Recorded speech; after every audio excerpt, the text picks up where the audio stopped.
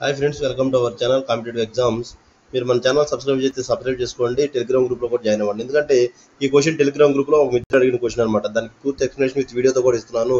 ఇట్లా మీకు కూడా ఏదైనా డౌట్స్ ఉంటే మన టెలిగ్రామ్ గ్రూప్లో పోస్ట్ చేయొచ్చు. ఓకేనా? ఓకే, సమ్లోకి వెళ్దాం. If ABCDEF and G are in continued progression, then the value of ABCEFG. నన్ను ఇక్కడ డి ఒకటి తీసివేయడం జరిగింది.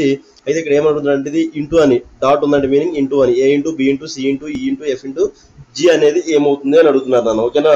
ABCDEFG అనేవి కంటిన్యూడ్ సిరీస్ అన్నాడు. నాన్న కంటిన్యూడ్ సిరీస్ అంటే ఏంటో తెలియాలి ముందు.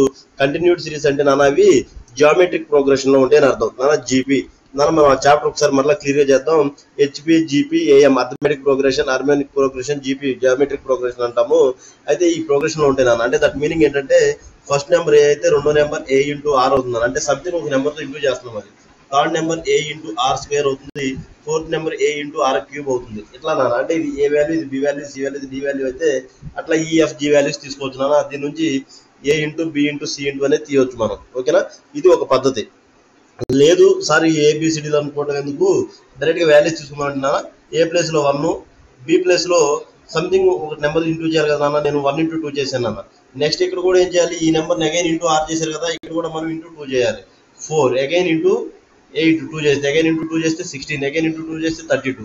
ఇలా ABCD వాల్యూ తీసుకొచ్చున్నాను. అంటే 1 వాల్యూ ABCDEFG అట్లా తీసుకోవచ్చు.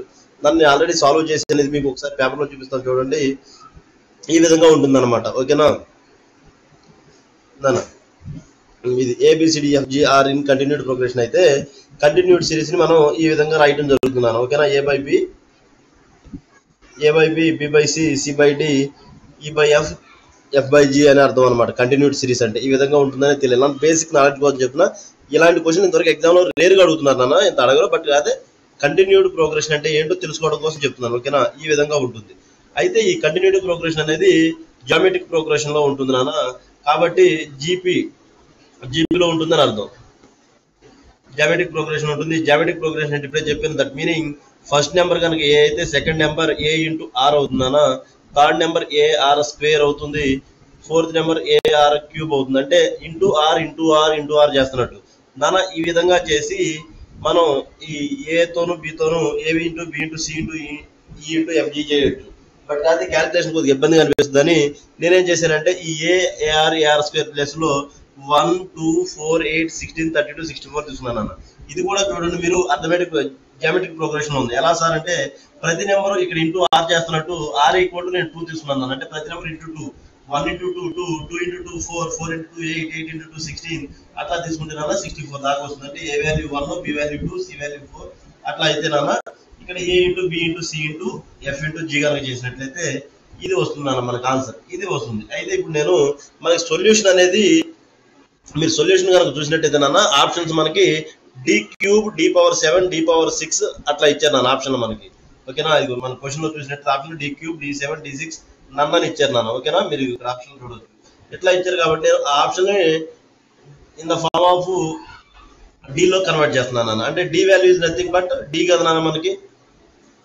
D value is nothing but 8 కాబట్టి ఇది మల్టిప్లికేషన్ అంతా చేసే బదులు నేను D వాల్యూలో కన్వర్ట్ చేస్తున్నాను. అంటే 4 ఇంటూ 2 అనేది ఒక 8 గా తీసుకుంటున్నా.